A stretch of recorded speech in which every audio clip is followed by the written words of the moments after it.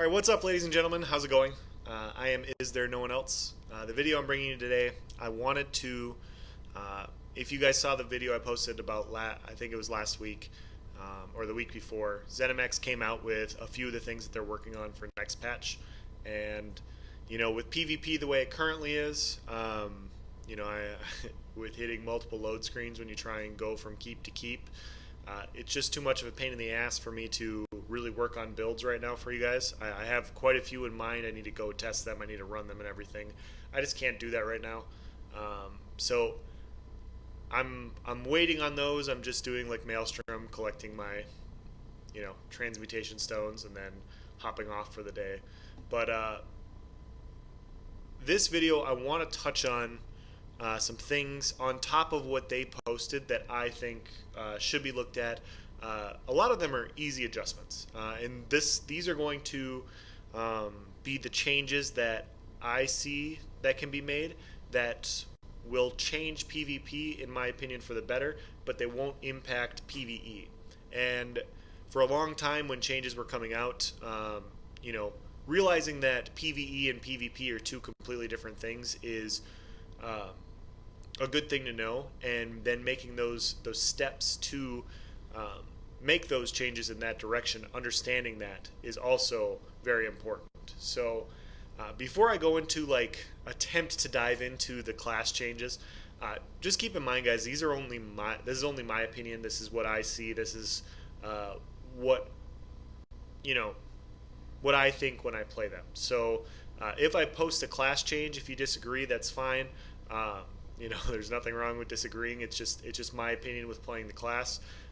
Things that I need to see adjusted. It might be a slight nerf, it might be a slight buff, whatever. But before I go into those class changes, specifically skill changes, I want to just discuss some really easy things that they could do. Now, as we all know, PvP lag is a big issue. Obviously, right now, we're getting disconnected. Even when I'm in there, I was in the sewers earlier. At one point, I couldn't weapon swap, and I just died because I couldn't activate a skill. It was quite awesome. And then randomly, I was using my shadow image, and I ported to a spot where I didn't drop my shadow image. So things right now just are not very good. Hopefully that changes when they fix it. But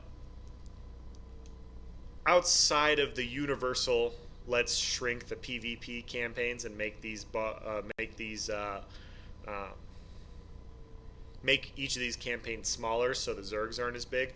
I have a few other ideas for what they also could do. So if you come to leaderboards here, you see that there's leaderboards for just about everything. They have leaderboards for battlegrounds. Now, this is a really cool idea. I really like the idea of battlegrounds. However, it's just points based on how many games you play. So it's accumulation of points.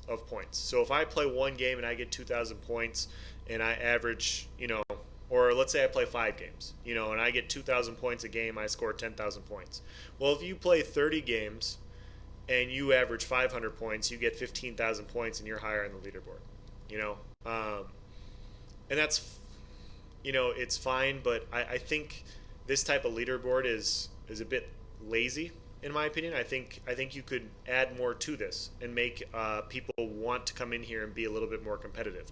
Because right now, all it is everybody at the top of the leaderboard is who plays the most games. At one point, when this game was starting out and I was playing my Viper Nightblade build, which is cheese, don't get me wrong, I was slaughtering people.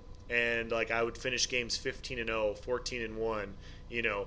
I had a couple 20-0 matches. I was just killing everybody, but I wasn't going anywhere on the leaderboard because people were on from the start and they were just grinding through games. And you don't get to see your stats. And if you want to do the leaderboard based on the most overall points, that's fine. But fill this out a little bit farther. Do kill death ratio. Do average points per game. Do assists. Post total kills. Post total assists. Post most healing done. Just have a more in-depth stat sheet so that when people go in here, they're like, yeah, you know what? Maybe I'm not getting kills, but as a healer, I'm healing better than anybody in this game. Or maybe I'm not getting as many kills, but people are stealing my kills. Look at how many assists I have. just something for people to see a little bit more in this. Or, I'm not playing as many games as these guys because I couldn't get on as much, but my average points per game is higher than theirs.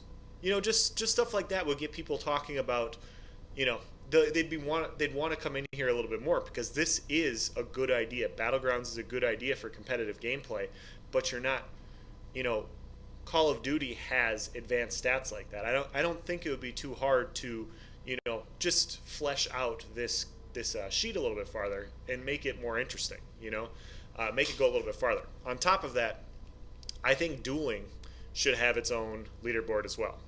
If you duel anybody, if you challenge them to a duel, you should be able to basically click on a character sheet or go to a leaderboard like that and check out their wins and losses. I think that would be a very cool thing for the dueling community, because then people can see, hey, this person is 105 in duels, and it doesn't matter who it's against or whatever, but at least give them something to kind of talk about. Hey, my win-loss ratio is way higher than yours. It's just something to be competitive about. It's not changing the game. It's just allowing people to have a bigger conversation, I guess. So I think those things would be they wouldn't be too hard to do. I think it doesn't really change anything. It just allows people to maybe want to be a bit more competitive. Because as you guys see with Maelstrom's been out for 2 years now. But people still go in there and they try to get high scores and they want to be the best at this.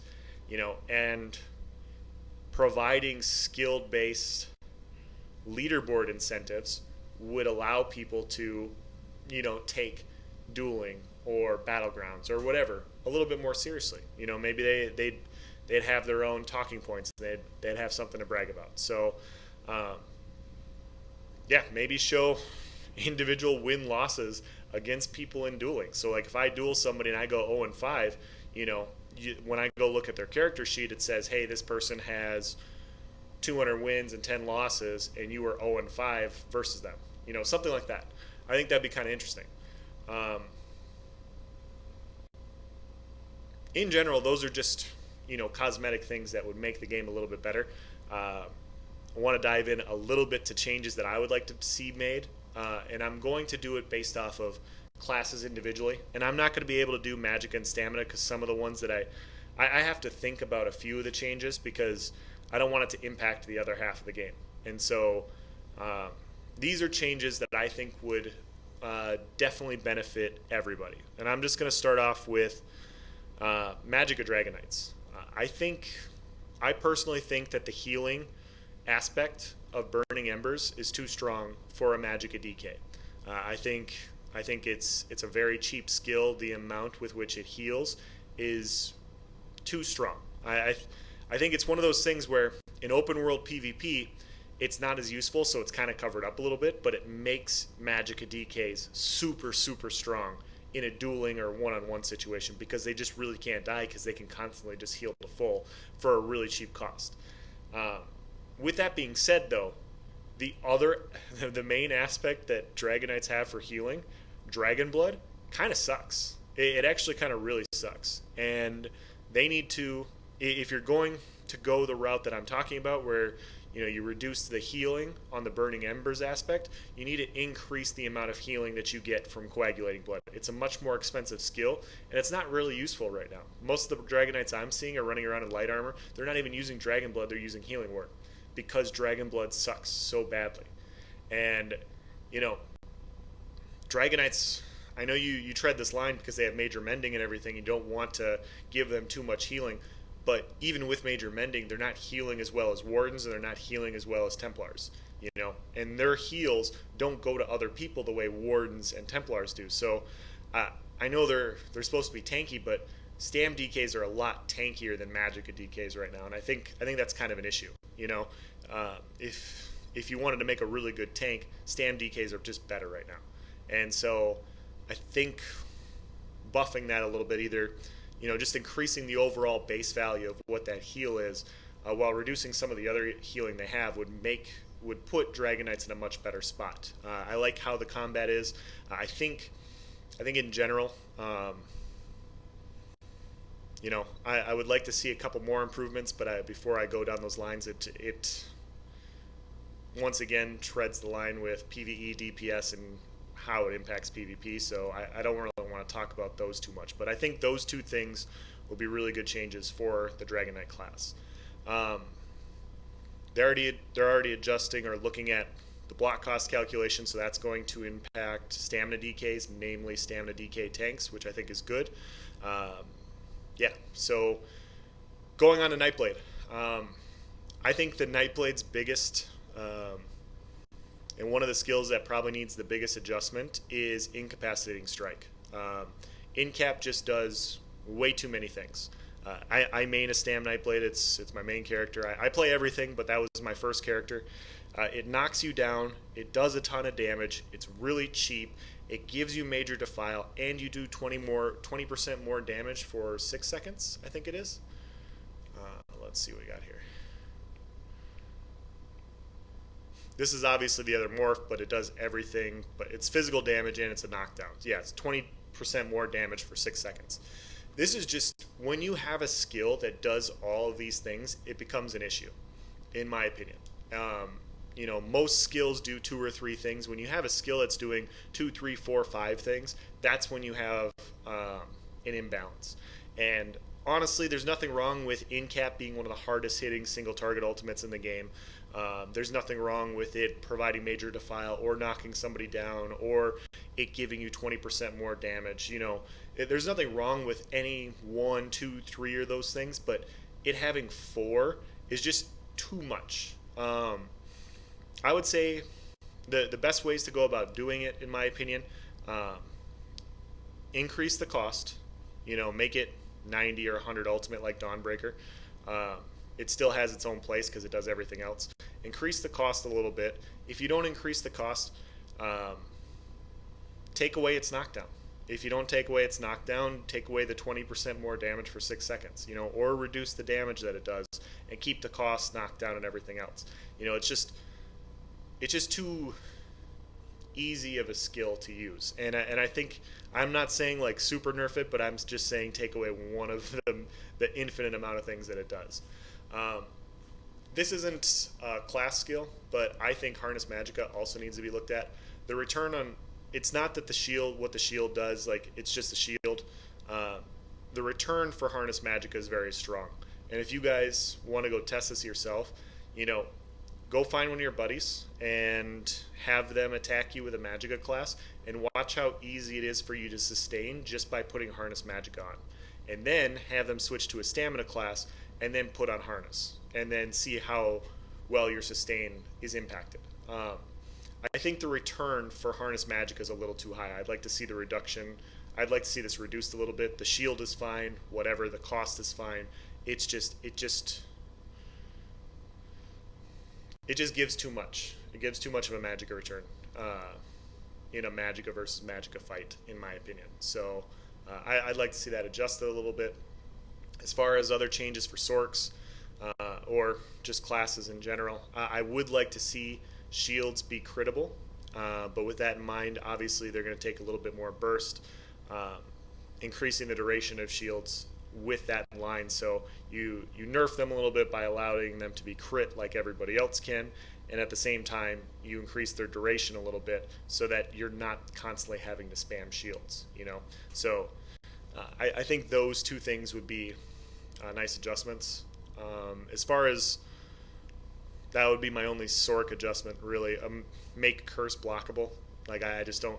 It's not a big deal, but it's still. I don't like unblockable skills. I think unblockable skills are bullshit.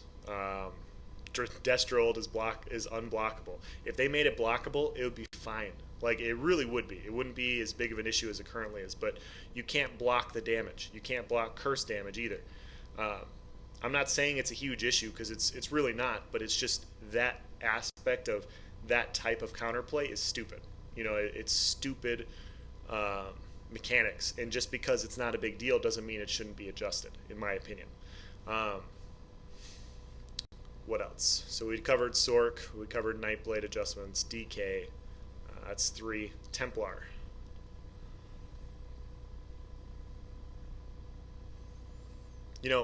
They've increased the cost of Purify, they've done all that. you know,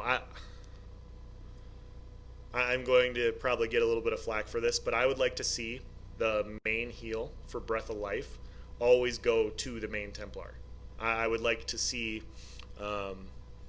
if you're getting hammered and you get the big Breath of Life and then you get a smaller one, I'd like to see the main one always go to the person that's casting it, and then everybody else gets the support heal. And in general, it's just it's not a huge deal or anything like that. Like, I'm just nitpicking here at this point, but if you want to heal a group, you can heal the group so much better by running mutagen, healing springs, yada yada yada. Breath of Life is an oh shit button that impacts people in that way so strongly in a group is just a huge pain in the ass. Like, if you try to fight 2 to 3 Templars, they don't have to be good. That's the problem, is they don't have to be good to keep everybody alive. They just spam Breath of Life, they have good recovery, and they block cast. You're just not going to kill them, and that's frustrating. And so when you talk about a class that has the best healing in the game, that's also very tanky, they can purify all dots, you need to start looking at what they do. And I'm not saying that their Breath of Life is it's not too strong for them, because it is. It's strong enough, but what it also does to other people, I think, is where we can kind of adjust it so that they still have theirs, but their support, they have to invest more into support in order to support their group.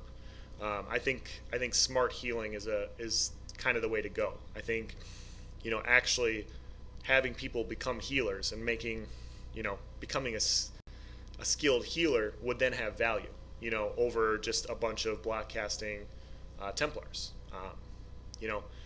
Once again, like, that's not the biggest adjustment. It's not something I'm super annoyed about. It's just, we've all fought those Templars, and we've all fought those Templar groups, and it's like, God, we can't do anything. And I think some of the things that we could do would be increased a little bit if their support heals weren't as strong. So, just my opinion. And then finally, Warden. Their DPS rotation just sucks. I mean, let's be honest. The burst is awesome for PvP. Subterranean assault or deep fissure, they're excellent. Excellent timed burst, really good. But the problem that they have in PvE is that they're just not really viable right now. You can't bring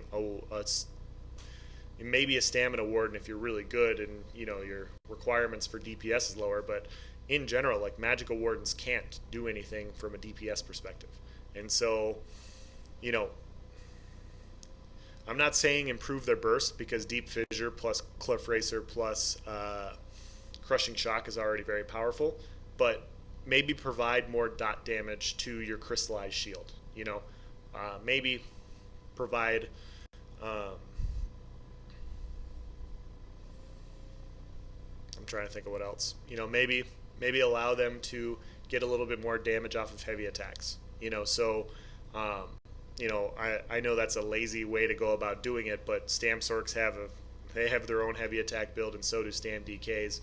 I'm just spitballing ideas here. Like, I don't think I would touch Fissure. I don't think I would touch Cliff Racer.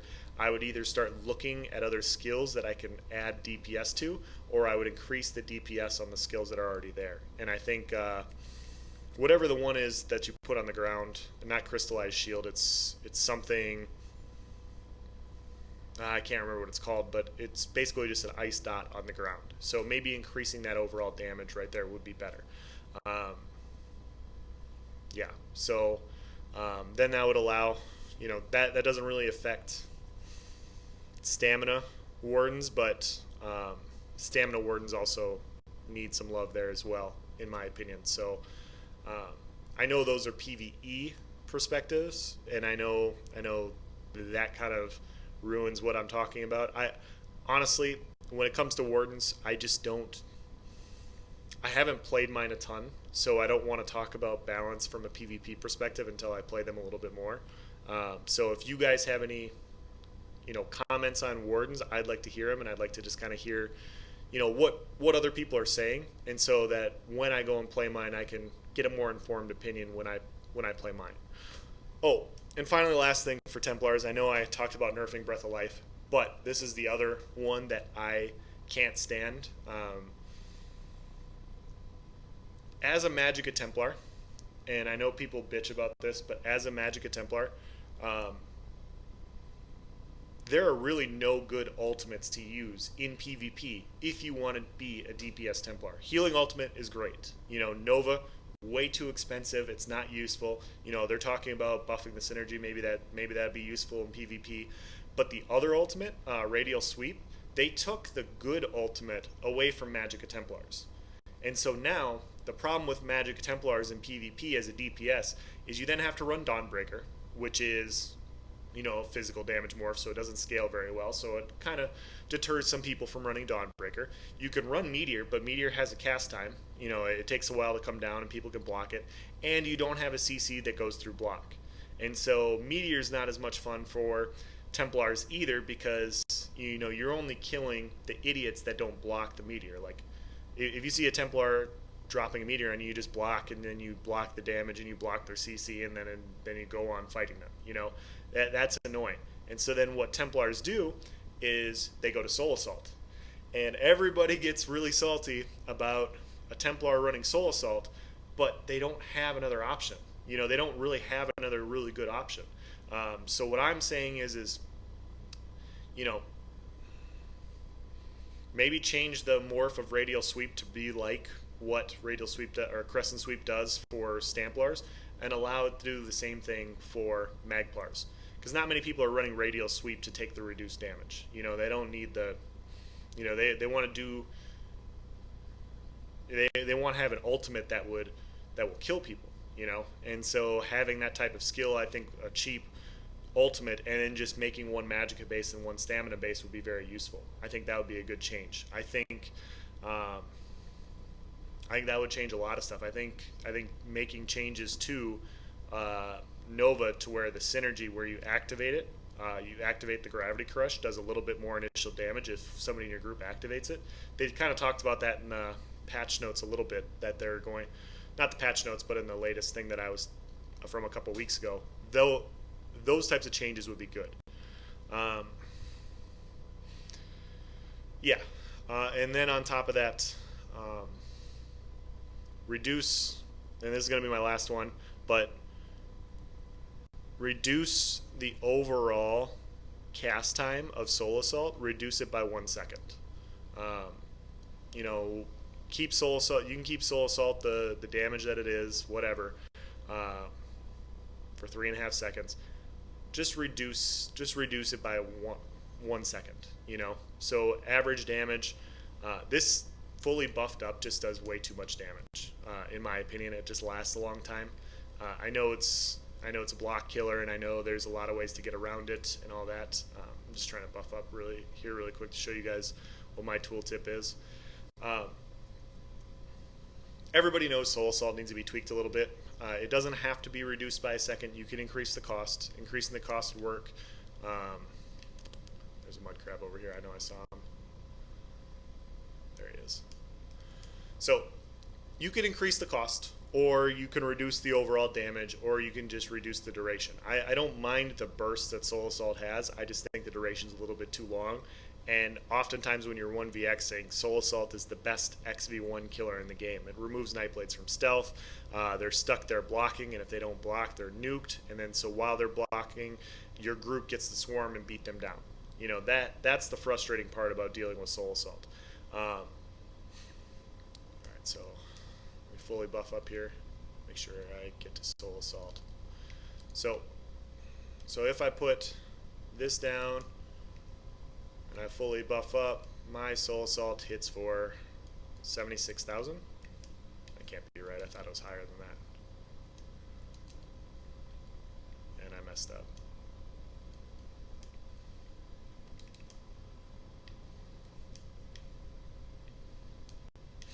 I could have swore it was a little bit higher than that.